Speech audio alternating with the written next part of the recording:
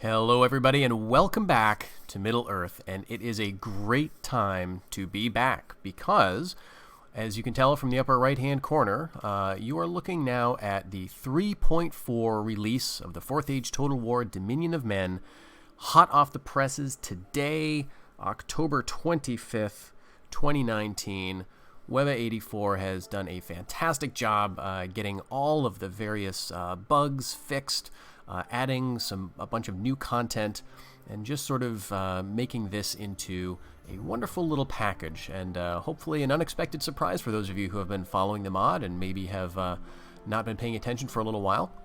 So, since we are all up to date, and I will put the links in the description to the ModDB site where you can get the mod yourself, I thought it is a great opportunity to start in on another Let's Play.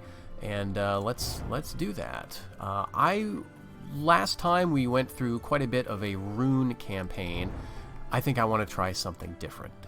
So we're going to go with the dwarves. I'm going to make sure the settings are we got decidedly Tookish for the campaign and bull roaring for the battle. And we're going to give this a start. So along the way here, I hope to discuss some of the changes that have been made in this final version of the mod. Talk, of course, about how you can play the dwarves, some of the options that are available to them. This is our little intro text that I wrote up that sort of explains a bit of their background. So we have these initial messages when the campaign starts, just sort of setting up the alliances of various factions. But here we are, the beginning of the Dwarven campaign in 3.4. So one of the changes that's very relevant to this campaign in particular is that there has been a decrease in, I believe it's attack for the dwarves, the Dwarven units. That makes the dwarves a little less OP in the battle, which is obviously their strength. If you've ever played the dwarves or ever fought against them in the 4th Age, you know that they are some of the toughest units you will have to face. Now it's not going to be quite so much of a cakewalk, and I think that's all to the good, because the Dwarven campaign, you want it to be interesting throughout. They're by no means pushovers, but things are just a little bit more challenging for them. So we're going to see how this works out. Let's begin by taking a quick look at our diplomacy, then our finances, and then the campaign situation, and then we'll get into this. So we began in an alliance with the Kingdom of Dale. This is a military access alliance. We also have trade rights with them. This is one that we will have to watch a little bit potentially, because we do share some borders with Dale. Of course, they own the city of Dale, and it is right next to our capital, settlement of Erebor. A very nice little campaign model there.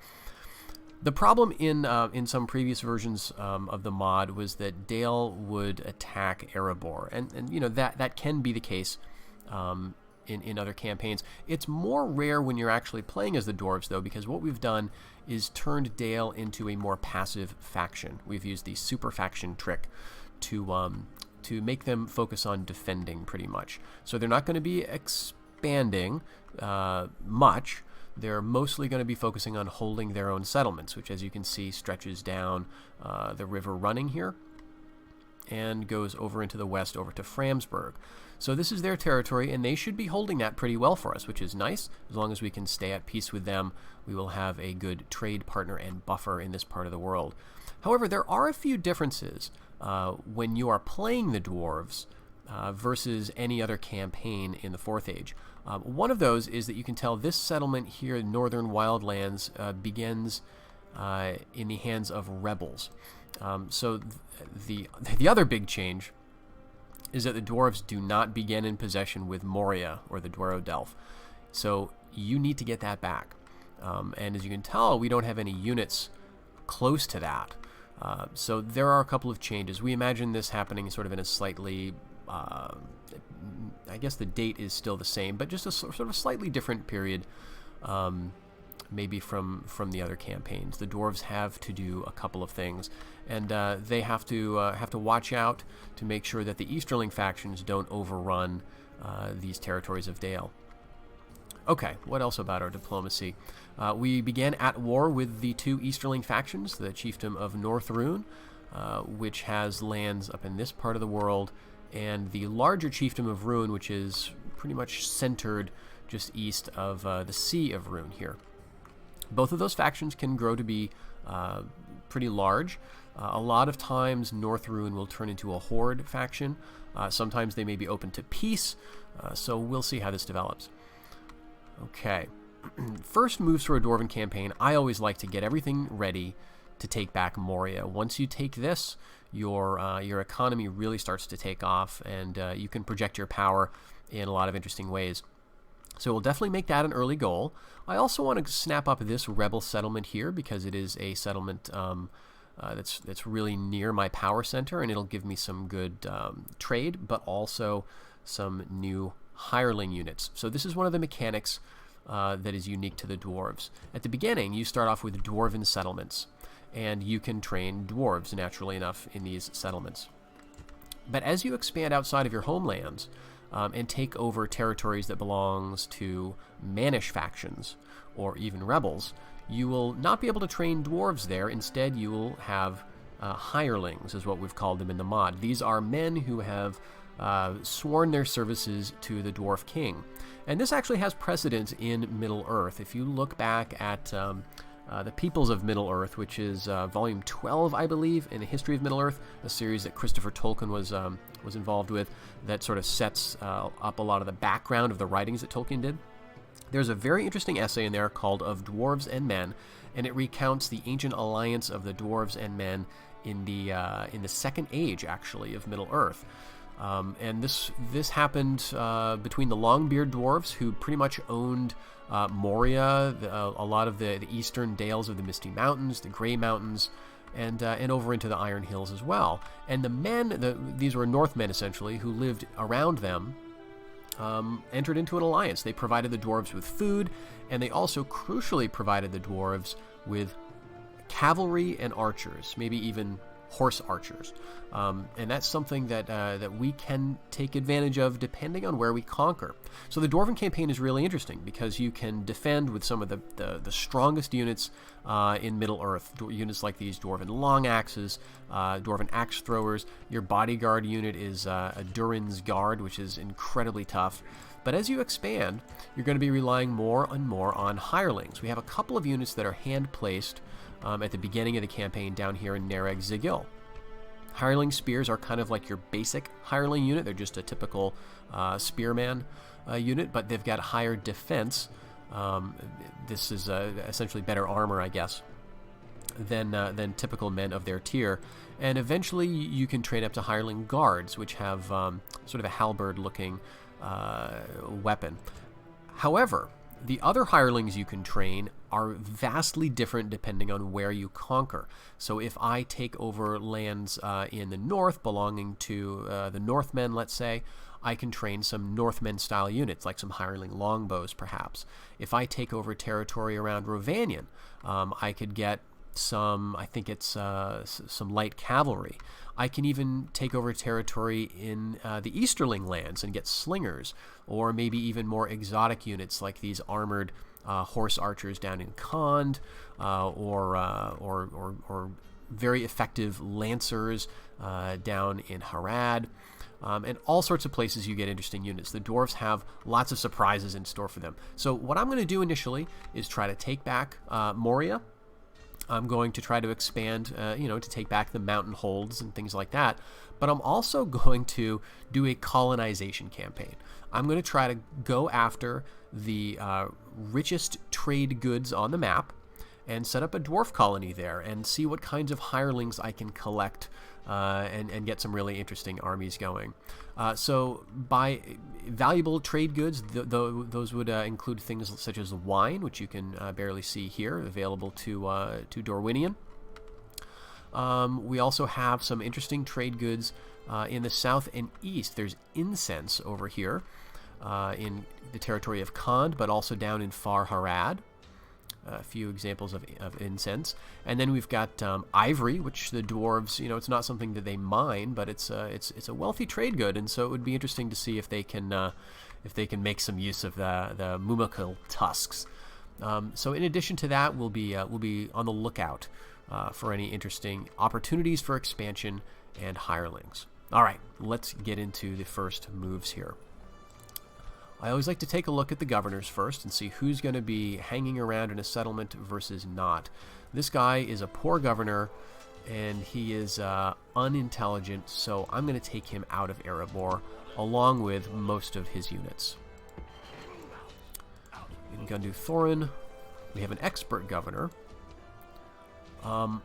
But, you know, honestly, I don't think I want him there. I think I want to move him down to Erebor, where he'll be much more useful. Erebor is just a more valuable settlement than this one. It's got, as you can tell, gems, gold.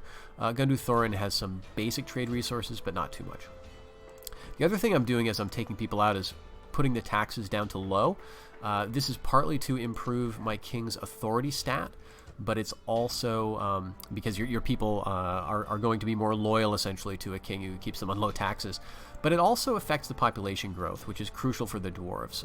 If you don't lower your taxes in some places, you're just going to run out of population.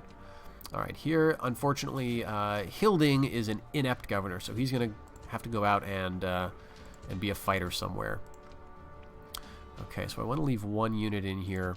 But these guys are all pretty tough, so I'll leave just a basic axes unit as the garrison, and we'll remove all of these guys. There's no real threats in the area around Barad-dûm. It's pretty well protected by mountains, so I'll get him down here to join the fight. Okay, we also have Nereg Zigil down here, which is our most exposed settlement. And fortunately, we've got Andvari is an adept governor, so he can hang around here and govern. Since he's already giving us some discounts to building, I may as well get started. We've got a little bit of profit coming in, so let's go with the, let's see, I think I want precious materials here. I want to make the most of this as a trade hub. Nereg Zigil is also interesting in terms of recruitment. All the Dwarven settlements have slightly different recruitment options based on where they are. And in Nereg Zigil, you can eventually train up to this contraption, the Dwarven Wainbow. The idea behind this is that it's inspired by the wains that the various Easterling factions would field, and the dwarves thought, you know what, I can put a gun on top of that, essentially. This is a ballista that they have hooked up on the back of this carriage that is drawn by these ponies. This is the only cavalry-esque unit that the dwarves can bring themselves to field, and it's a pretty entertaining little thing to use. So we'll be moving up towards that. Okay, I don't really want to build anywhere else in this part of the world yet. And for our other settlements, these are pretty isolated too, but they're also relatively safe. Hollowbold and Gabilgathal, these are settlements in the Blue Mountains, of course. Lit of Hollowbold is competent. That's good enough for me. We're going to go ahead and put this on a growth policy and let him govern it. That increases his loyalty to the king by doing this. You may wonder why I'm setting this on local governance. It's because every family member has a stat that we internally call Opinion of Liege. Now this shows up right here under their energetic and charismatic traits. This initially is going to be supportive, but as the campaign progresses, this is going to fluctuate depending on how they feel about the faction leader. And one way you can improve that is by letting them sort of run things themselves. In Gabilgathal, we have another competent governor here, and that is great. We're going to do the same for him. I may as well go ahead. Let's see. We'll go with construction here. I believe they get stone in Hollowbold. Yep, I can see some stone there. That's going to decrease construction costs eventually. In Gabilgathal, it looks like they have iron. I think we'll go with precious materials here instead, just to get that trade going. Alright, the other thing we want to consider is training, so we can begin to assemble the army that's going to retake Moria. Now, Moria is a long way off, and there are a few ways to handle this. One way, and this is the route that I generally prefer, is to head west and then head down south along the Anduin, either going around Framsburg down this way, or by going down south, sticking close to the eaves of the Greenwood, and crossing over by Oldford. Then you'll still have to go quite a ways down. We'll go through the woods of Lorien, and then we'll get to Moria, and then it'll be full of orcs, just full of orcs and trolls and horrible things. So we will have to assemble an army that can defend itself along the way, and also take care of the threat once we finally get there. So that may mean we're going to go into debt a little bit here, but I'm gonna begin that process. We can pick up some mercenaries along the route, and then go from there. Now we do have an emissary starting off near Dorwinion. I'm going to open up trade and see if we can get them to pay 2,000 for the privilege. Yes. Okay, do I want an alliance with them?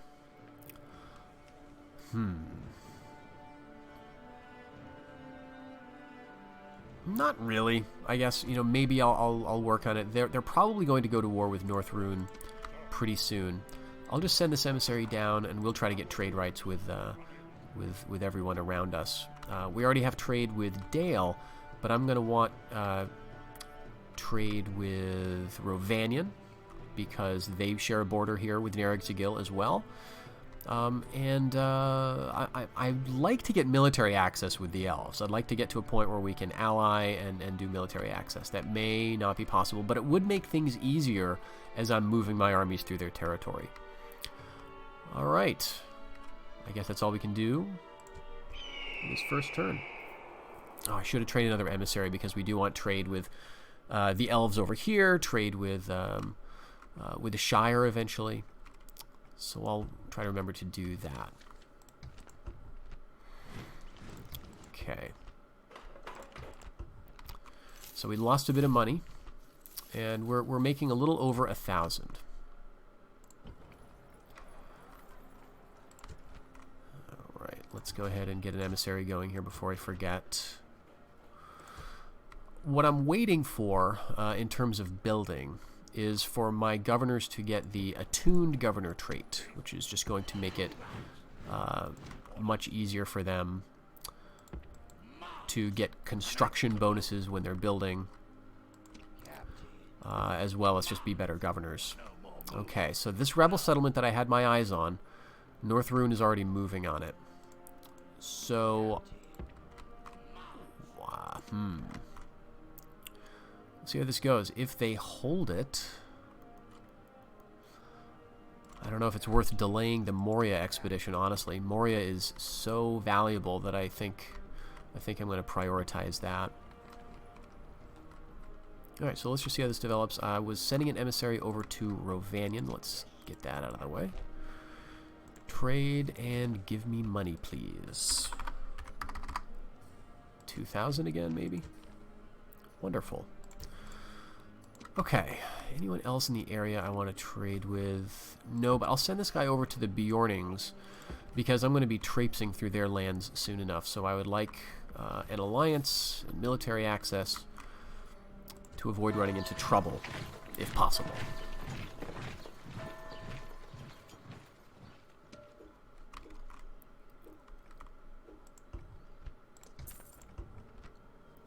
Alright, some of the lordships are being granted to my governors there.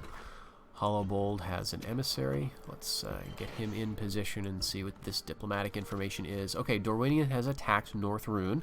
So it looks like when things are set up like this, I believe the faction on the left is the attacker. The faction on the right is being attacked. So Dorwinion attacks North Rune. They have allied with Rovanion, and Dorwinion and Dale are also allies. That's fine. Let's check my king's authority here. Okay, that's already ticking up to 6. This is a stat that's going to affect that opinion of liege trait that I was talking about earlier. Alright, and that already gave me a couple hundred extra gold per turn just by putting this governor in there. Let's get going with precious materials charter for him. Did I forget to train? Let's see. We've got 1, 2, 3. I'll go with a 4th unit of axe throwers. These are quite good units. Defense is quite high. They've got, some of the very rare ranged ability of the dwarves. Bows are available in some settlements. Let's see, down here, I think. No, we don't get bows over here. We get them in the west, in Hollowbold. So you could train Dwarven bows in the Arid Loon, and I believe in Moria as well. The east is more about axe throwers, and what else do they have that's kind of unique for that area? Shield breakers, you know, things of that nature. So it's a bit more melee focused, I guess you could say, than the west. All right. Losing a bit of cash. I'm wondering if it's maybe worth bringing this army along for the Moria expedition. We'll see how this goes. All right, I had an emissary going up to the Bjornings, and we were going to check out. Let's see. I don't know if I want to trade with the Shire just yet. We don't share a border with them, and so they're not liable to give me money for trade. We do share a border with the Elves, so they'll probably pay us for it. The other thing that you may be wondering about is why I have so much line of sight everywhere as the Dwarves. There is fog of war over some parts of the world, but I don't have any agents around here, and yet I can see very well. So this is a side effect of the way the factions are set up in the campaign. If you remember Vanilla Rome Total War, if you were playing the Julii, let's say, you could see what the Brutii were doing. You could see what the Scipii were doing, and that's kind of similar. So I can see everything that Dale is doing. But also, these factions are tied in with another faction that's sort of hidden, that serves as an alliance blocker to prevent weird things from happening diplomatically, or as much as that is possible. So that faction is called the Free Peoples. It doesn't show up, I believe, on your diplomacy screen, but you do receive a pop-up message about them at the beginning of every campaign. So the Elves, the Dwarves, I'm trying to think of who else. The Shire is probably connected to them. And I guess the Reunited Kingdom and Rohan are as well. So I can see pretty much what all these factions are doing. It's kind of like the Free Peoples are all sort of together, and you can kind of keep an eye on them. So that's kind of nice, actually, because I can more easily plan my conquest. Okay, but yes, I'm not going to go for trade with the Shire just yet.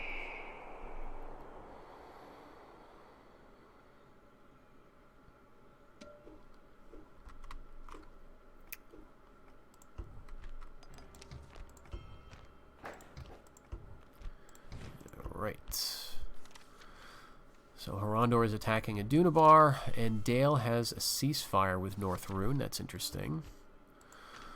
It looks like North Rune did take this settlement.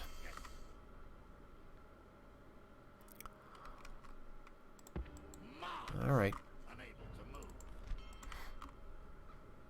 I mean, I would like to get this for myself. But maybe it will rebel, right? Maybe they will leave it poorly garrisoned, and I can come back and snap it up eventually. All right. Oh, I'm making a better income now. Let's see. Do we have anybody attuned? Not yet. I believe we would get a message anyway if we were getting attuned governors. So when that trait kicks in, we should hear about it. Looks like Adunabar is making some moves in Ariador, so I do have to keep an eye on this, because the Reunited Kingdom, the faction in black here, has a pretty strong position in Gondor, as you can tell. Although it looks like Adunabar is holding on to the settlements they had, although they may lose this to Horondor. But in the north, the Reunited Kingdom is much less strong. They really only have two settlements here, Enumenas and Bree. And though they are both very good settlements, Adunabar just surrounds them. And so they may lose all this stuff. Looks like Fornost has already fallen to Adunabar, although it's having some unrest. So I definitely want to keep my eye on the situation. Adunabar's units initially, they've got a lot of cultic orc factions, and those can be kind of tough, actually. Orc units, and especially the trolls that they field. All right. Let's see if we can get some trade going with the elves. All right. Now let's see if we can get an alliance. No, they're being a little standoffish. Okay. I'll try that again at a later point because I would like to get a military agreement with them to move through Lorien on my way to Moria, but may not happen. All right, let's just sit back and make some more money. Okay. I don't share a border with the Bjornings, so I'm not going to go for trade just yet. I am going to see what they have to say about alliance. No, okay. Well, it looks like we may just be trespassing, folks.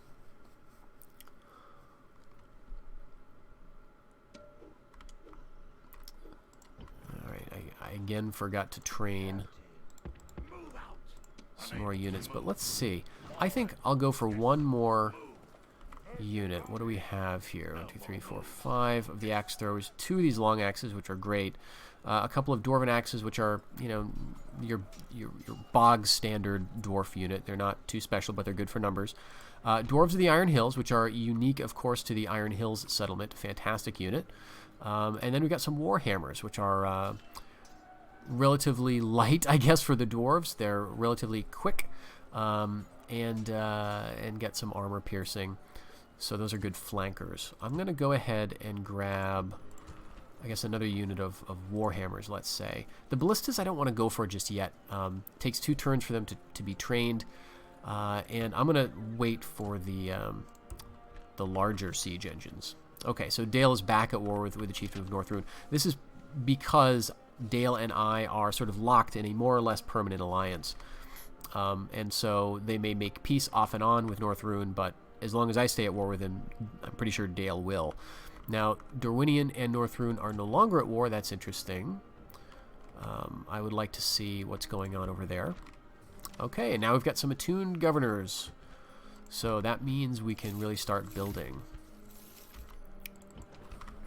with the benefit of some of that some of that discount that it comes along with being an attuned governor. Now, I tend to prioritize Nereg Zagil because it is the most isolated settlement. It's the most in danger out of all the settlements you start off with. Over in the west, the Blue Mountains, yeah, they're isolated, but they're surrounded. They're pretty far from your enemies. You've got elves, you've got the Shire around you. It's a long time before a Dunabar will bother you. So I'm not so worried about those. But in Nereg Zagil, we want to get up our defenses. So I know it will put us behind a little bit in terms of income, but I think I want to train, get mustering halls going so that we can train units such as axe throwers, because as I can just barely tell here that Rune has already swept west into Ravanian, so we share a border with them. No doubt this emissary is going to come asking for trade rights and such, which, you know, I guess I would, but we're probably going to end up fighting them soon. Alright, so we are losing a bit of cash. Alright.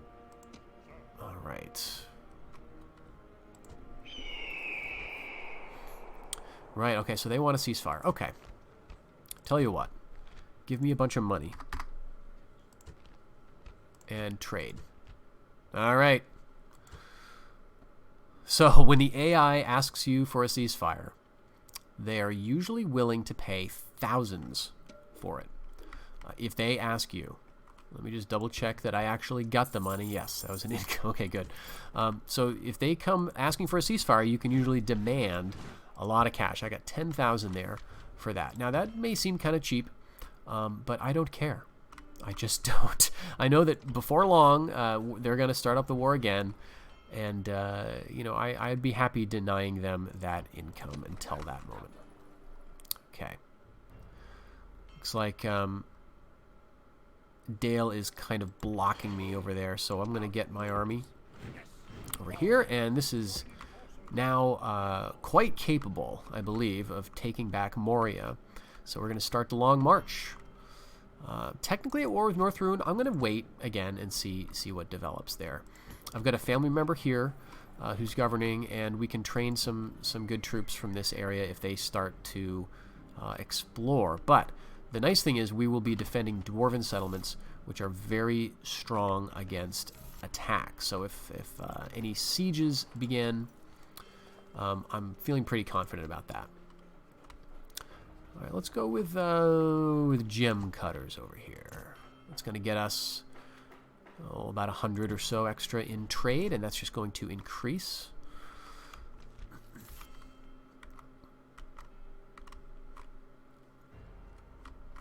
All right, it looks like Bree has fallen.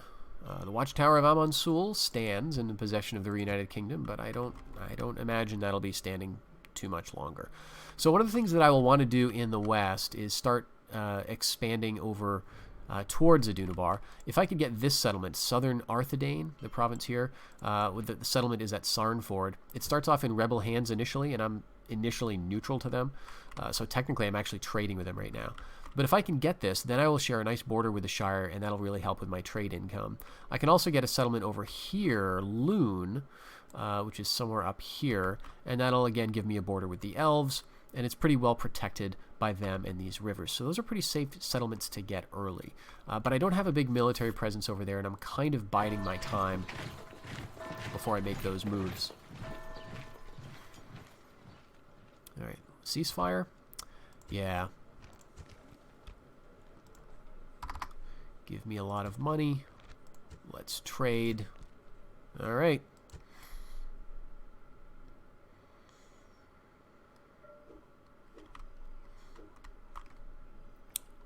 Now,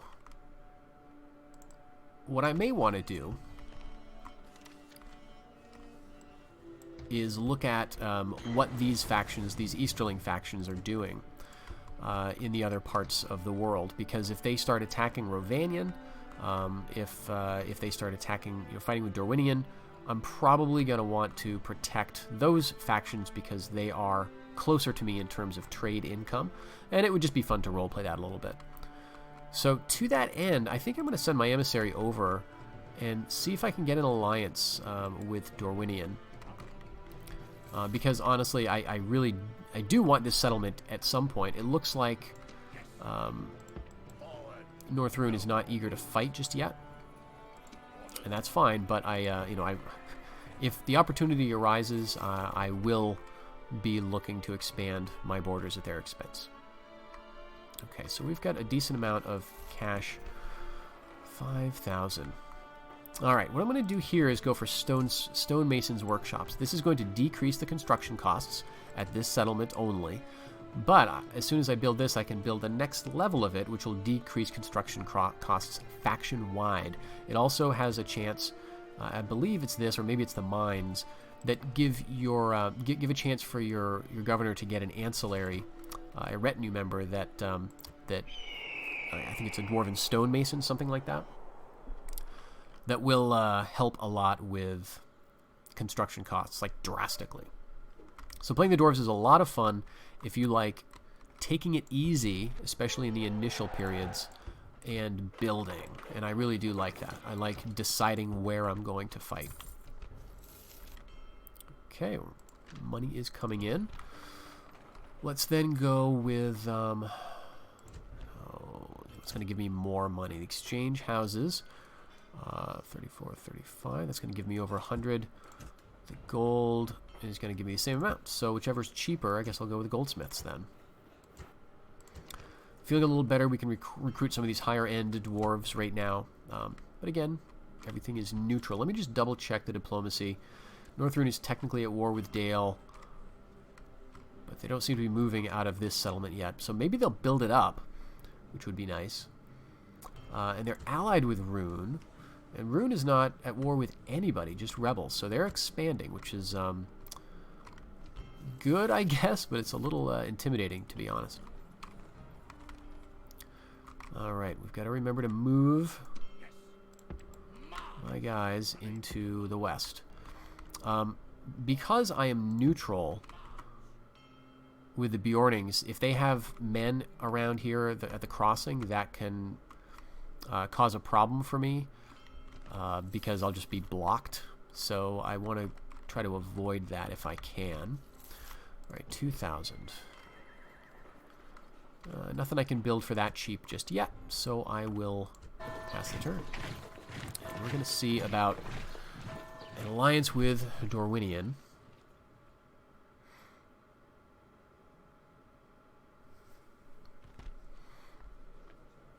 Let's just see if we'll take one. All right, very nice.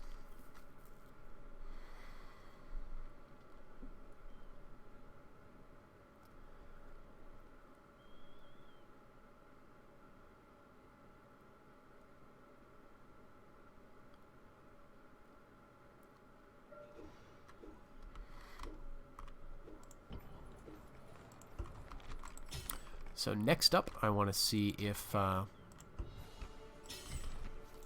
we can get Rovanian on board for an alliance as well, because we're all allied. You know, Derwinian, Dale, me, and let's join the party with Rovanian, if possible. Very nice. All right, now that worked. I wonder if the Bjornings are going to be. All right, very nice. Okay, we've got an alliance with the Bjornings. Okay, so, can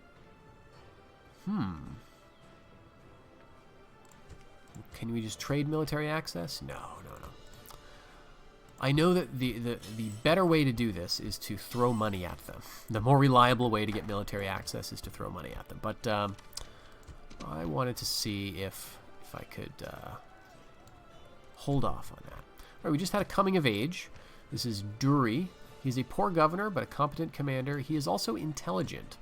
So what I think is let's send him over to Baraz Doom. There's you know a good amount of stuff that I will want to build here. Although he's a poor governor, his intelligence will help him to become better faster. And so I think we'll get some use out of him. All right, now we're in a position to get some mercenaries. Sure, let's pick them up. The nice thing about mercenaries is, of course, their upkeep is much lower than even the cheapest of your Dwarven units. And they tend to come in slightly larger unit sizes, which is perfect for garrisons. So if we capture any settlements along the way, we can have these guys serving as a garrison troop. Okay, so it looks like Adunamar is running into some trouble with unrest. That's great. It's going to buy me some time before I have to intervene on the Reunited Kingdom's behalf. Let's see, 4,700 gold. I don't think I'm going to get a lot out of this. Well, about 50, 60 or so. Let's do it. Okay, looks like we're going to run into a war here. Rovanian is making threatening motions towards Rune.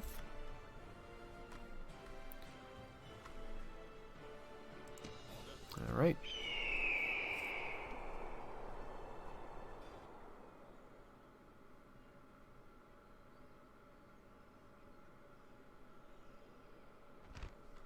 Absolutely, let's do it. Alliance and trade rights with the United Kingdom. I don't know if we technically can trade with them. I think we do kind of share a border up here, but I don't know if it counts. Let's just check real quick. Trade summary scroll. So turn for Vane and Loon. So no, we're not trading with a Numinas. We are trading with this settlement up here, which is either Rebel or Adunabar. We're not technically at war with Adunabar. Alright, so we've got Hollowbold with the Stonemasons Workshops. That's going to decrease those construction costs. We've got over 5,000. Let's see what we can build. I think we're going to want to get 85. Yeah, let's go with that. The waypost. This is kind of like a trader. Now, don't be confused. You see the waypost and the other lines of buildings that are in this tree. Way stations and roadhouses. It looks like they can train a lot of troops. You may get excited thinking, oh, fantastic, you know, I can train hireling spears here. But no, inlands populated by men is where you can get warriors of this type. So how could you get that here? Well, you could build this building, Lindon. In Hollowbold and in Gabilgathal, you can build Lindon. This is essentially this represents kicking out the dwarves and settling men in the province. And that says it right here in the population effects. So if I do this building, I will no longer be able to train dwarven units here ever. That's irreversible. But I will be able to train all those hirelings. Now, that's not a great move, in my opinion. You you will permanently lose some of the best units possible. And the gain is, some different unit types, some hireling units, higher population, but I just don't see it as being worth it in your homelands. Of course, in other areas where you can't build your homelands, that's pretty much what you're limited to. All right, so we have a decision to make here. I'm going to see if we can go throw some money at the Bjornings. Let's give you 10,000 for military access. All right. Now that is a lot of cash to be throwing their way, but it'll make this just easier. I won't get stuck here, and I can kind of move around them if they're standing right in front of a fort or something like that. I want to get the same thing going with the elves, but since I spent all my money on that, I'm just going to end the turn. He was moving toward Baraz Doom.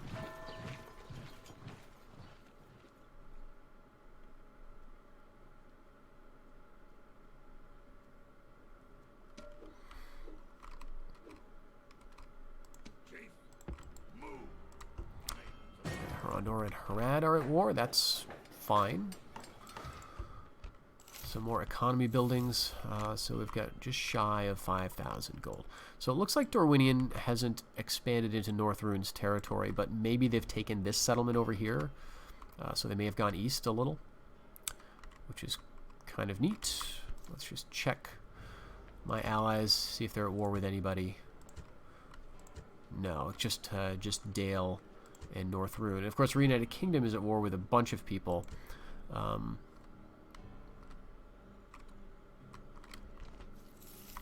right, let's get the crusade going.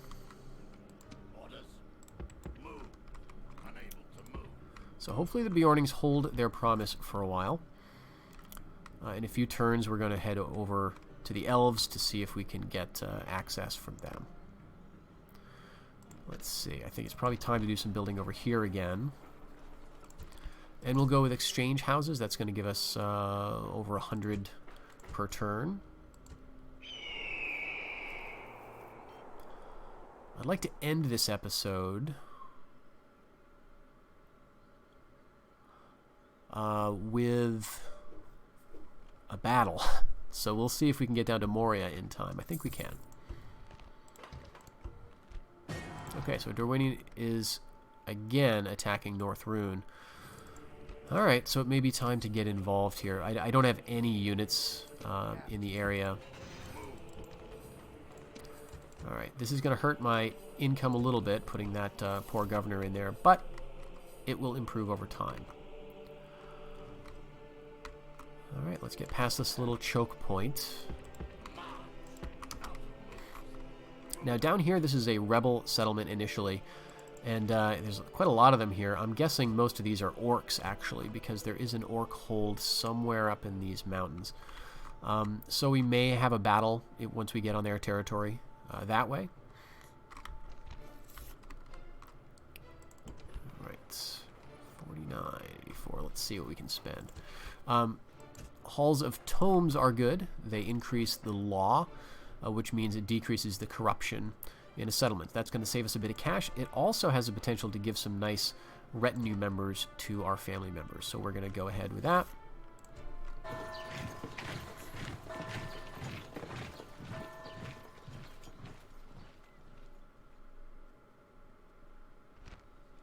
Alright, they want all of this stuff, but I mean, you're so far away that I don't want to trade with them. But you know what? I will go ahead and I'll be happy with map information, I guess, because that just gives me a better sense of what's going on in the world. So Harondor has expanded north into Emin Arnen, though they may lose it soon with some unrest there. Looks like the Reunited Kingdom is doing pretty well. Harondor is a very interesting faction. I almost played them instead of the dwarves here. They are sort of a Haradrian / Dúnedainic mix. They occupy this land in between Harad proper and Gondor, and so we imagined them as being an emergent faction in the chaos of the later parts of the Fourth Age. So it looks like they're expanding at Harad's expense as well. So that's pretty interesting. Okay, Ravanian. Looks like Ravanian has attacked Rune, but failed to take Breg Estelad, if that's what they were in fact trying to do. Alright, and what I want to wait for is to see my allies start to lose ground. Right, if they start to get into trouble, that's when I'll get involved. Alright, so we've still got about 5,000 we could spend this turn.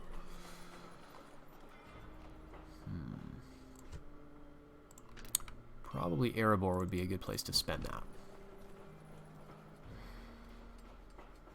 Now, Erebor is our capital, but we'll probably be moving that around a little later. Vaults might be good. It gives us a scout. Gives us a couple hundred extra gold. It's going to dip into our treasury a little bit more than I would like. I always like to be not seeing red on my projected profits. Did I forget to move? I hope not.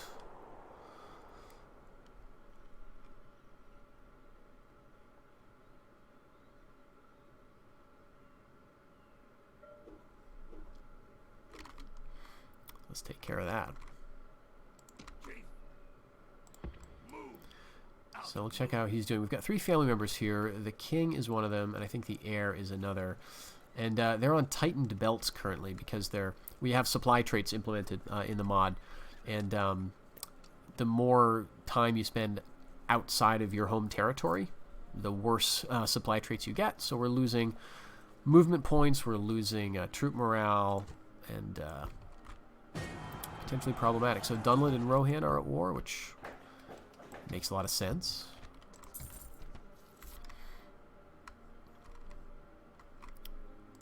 Okay, Hollow Bold. We got 48. Let's go with exchange houses there. This is going to get us up to eventually recruiting spies. Alright, anything else to do here? I'm just keeping an eye on things. Alright, North Rune moved a big army away. I would like to know what direction it went in. Is this it? This could be it. But that's why it's good we're building vaults over here so I can train a scout to watch for any invasion.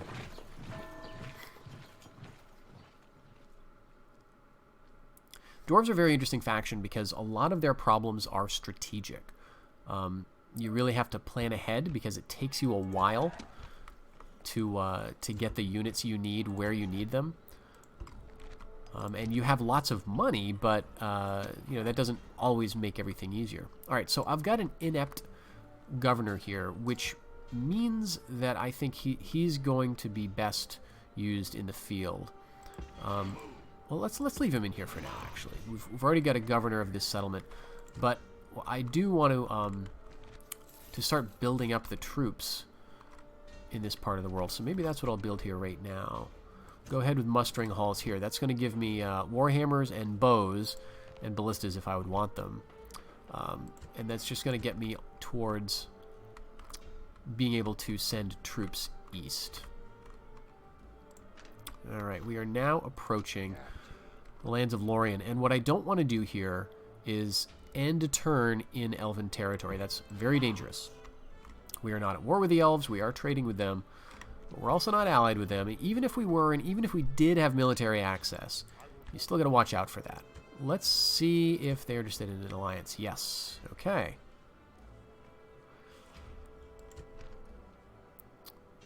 Alright, let's ask for military access. Let's give them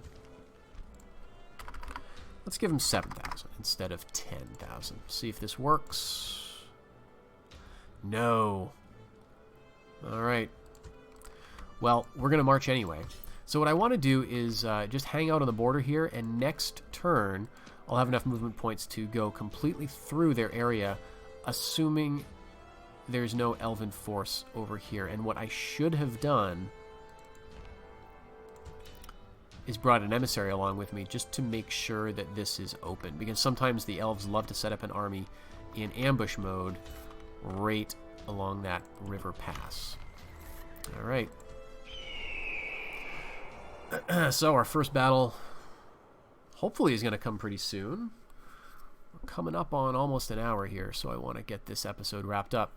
But the question is, will it be against orcs or against elves? Alright, so Northrune. Oh, it looks like Dorwinian took this northern settlement, so they don't need my help, which is great. Alright, over 5,000. Alright, let's see if there's any elven units, and some are missing in the city. I think there were 4 or 5 here before. Alright, let's see. Few, okay. Alright. We are close to Moria. In the next turn, we'll be able to lay siege.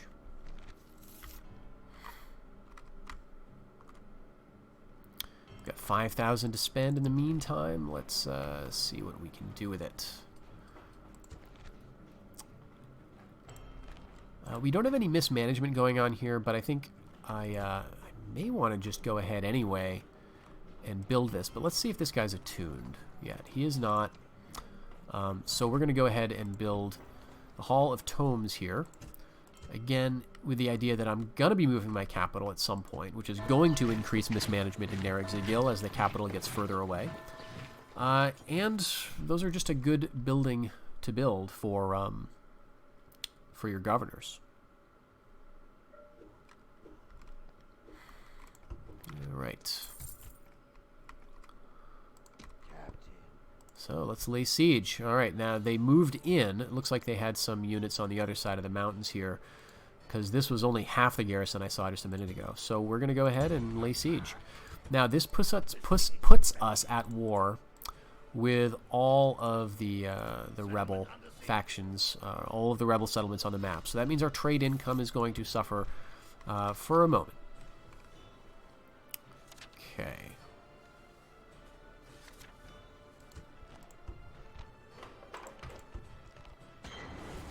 Alright, so the Barez-Dûm has an attuned governor now.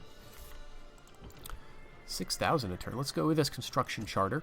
Now, the Iron Hills have stone, but they're famous for their iron, so I'm going to work on that. Just, you know, for lore reasons. And we can spend a fair amount up here, but, yeah, maybe I'll go over here instead.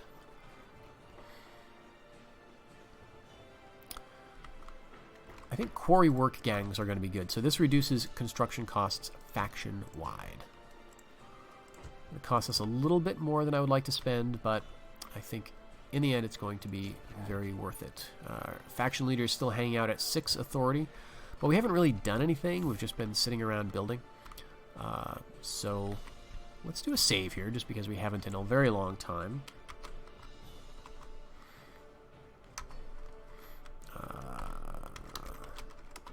There we go.